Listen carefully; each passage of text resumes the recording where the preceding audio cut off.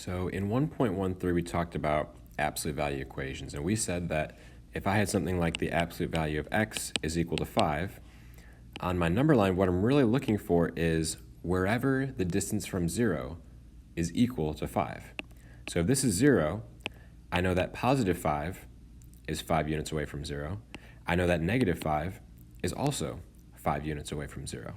So therefore, 5 is a solution, and negative 5 is a solution, right? Just those 2 points are my solutions, right? Just two values, negative 5 and positive 5. But now we have inequalities. So now what if I said I had something like the absolute value of x is less than 5?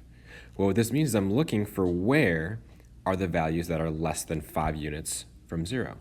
So if I think about my number line and I think about 0, well, we know that my key points are going to be, again, 5 and negative 5, but I'm asking myself, where are all the points that are less than 5 units from 0?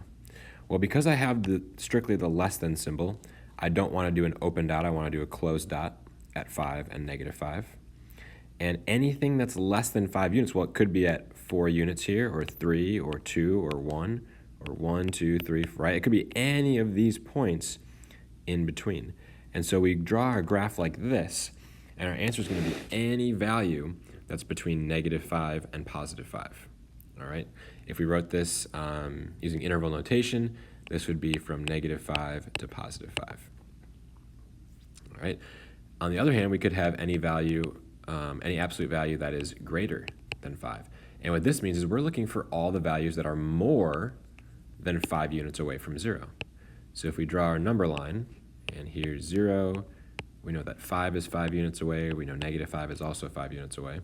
So I want something that's more than 5 units away. So that's going to be, again, open dots at negative 5 and positive 5, because we just have the greater than symbol. But anything that's further away, right? Further away is going to mean away from 0. So we're actually going to draw these arrows outwards, okay? Because we know that 6 is more than 5 units away. We know that negative 6 is also more than 5 units away, okay? If we were using interval notation, I would have to use a union and be going from negative infinity to negative 5, and then I'd be going from 5 to positive infinity. All right, so we could write these using interval notation if we so chose. Now, another way to do this is to test out your answers, okay? Notice how there's kind of these 3 separate regions, and you can test out values and then plug them into your original to see if they're true. And in the first example we do, I'm going to do an example where I check my answer, and you can see what I mean by that. All right, so again, reminder, less than is going to be an and statement. It's going to be between the 2 points. Greater than is going to be facing outwards. It's going to be an or statement like this. All right, so let's go ahead and try an example. I'm going to go ahead and do 3x minus 4 is greater than or equal to 1. All right, so just like we solved the equations, we're going to go ahead and solve the inequality as well. But I know that I'm looking for something that is more than 1 unit away from 0, right? More than 1 unit away. So I can already tell this is going to be this scenario right here, right? It's either going to be greater than or equal to 1. So on the one hand, I could say that 3x minus 4 is greater than or equal to 1, right? Or we know that 3x minus 4 has to be less than or equal to negative 1, right? It's got to be further away from 1 unit. So notice what we're doing is that on the one hand, we're keeping the inequality the exact same. We're just getting rid of the absolute value sign.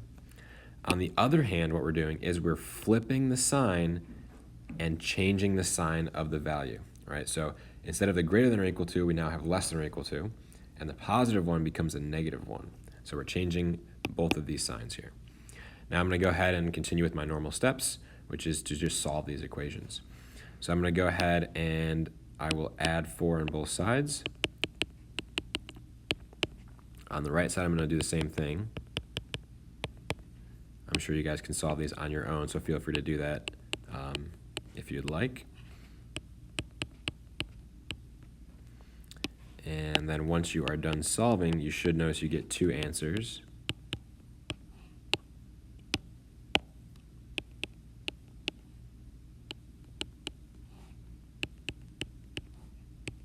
All right.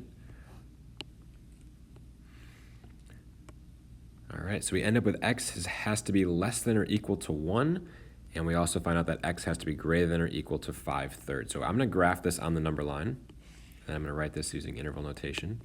So here we've got positive 1. Now 5/3 is 1 2/3, right? So here's 5/3 somewhere over here, right? So what I'm going to do is I want to test out some values that fit each of these categories, right? I want to see if it's true or false, okay? So what I know is that because we have the greater than or equal to symbol, I will definitely have closed dots at 1 5/3. So I just need to think about if it's going to be going outwards like this or if it'll going between them, all right? And we kind of know by the inequalities that it should be going outwards like this, right? Because I'm looking for all values less than or equal to 1. And it should be going outwards like this as well, because we're looking for values that are greater than or equal to 5/3. But let's just test out some numbers, right? Let's test out, how about 0, right? 0 is less than 1. So we're going to test out 0. And if I plug in a 0 here for x, 3 times 0 is 0. 0 minus 4 is -4. And we know that the absolute value of -4 is really just positive 4, right? And we do know that 4 is greater than or equal to 1, so that is a true statement. All right, so this is true. And that makes sense because that's the way we shaded. That's perfect.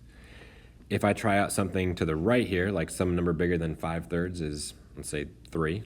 So I'm going to test out a 3. If we plug in a 3, 3 times 3 is 9. 9 minus 4 is 5. The absolute value of 5 is still 5.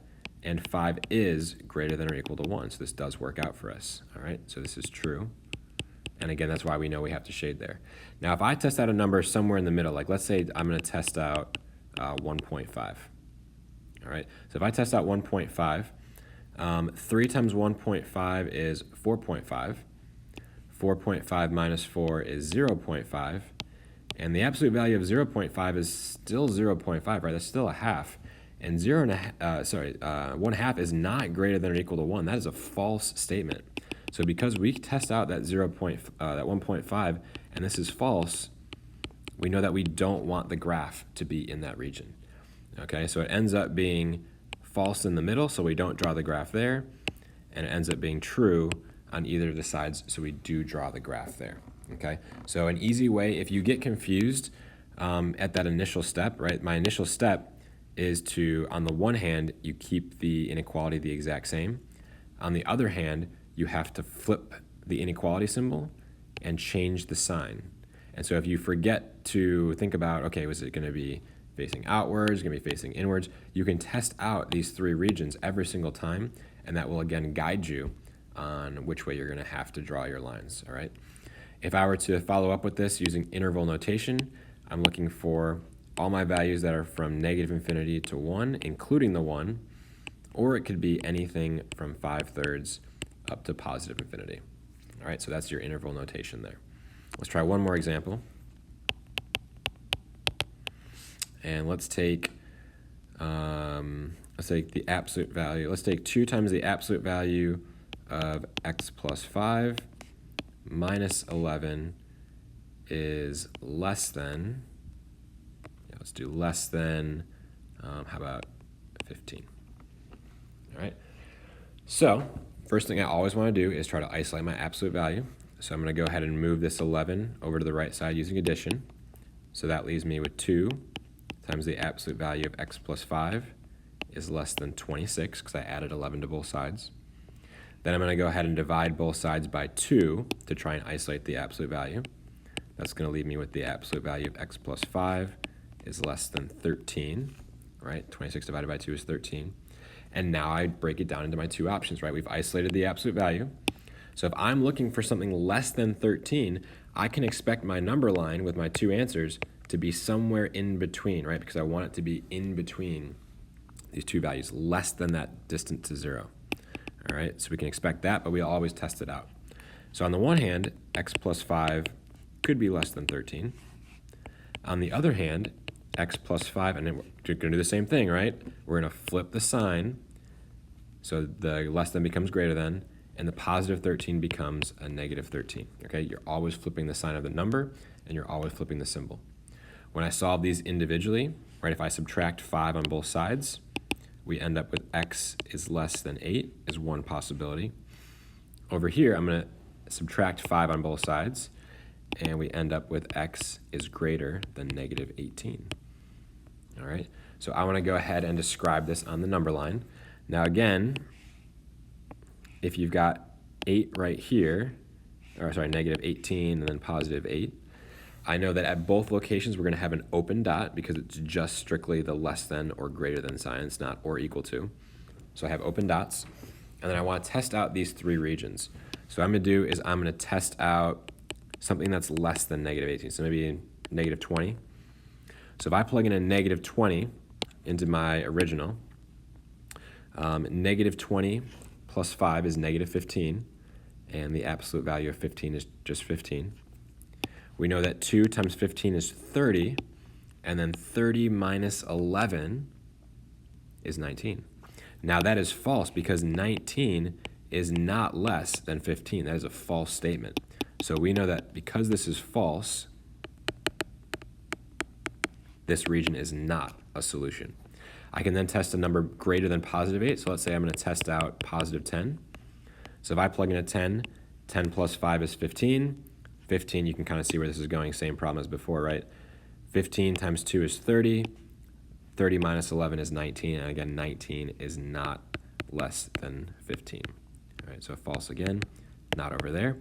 And then we can test a value in the middle. And so if we test out, let's do a darker color there. There you go. So if I test out 0, right? 0 is between negative 18 and 8. If I test out a 0, 0 plus 5 is 5. 2 times 5 is 10, and 10 minus 11 is negative 1. Well, is negative 1 less than 15? It sure is. So we know that this is a true statement, and therefore this is the region that I want to shade. All right, so I'm going to go ahead and draw that line between those 2 points. Okay, if I'm doing interval notation, we would be going from negative 18 up to positive 8, but I'm not including those 2 values, so that would be my interval notation. And that is the process for solving these absolute value inequalities.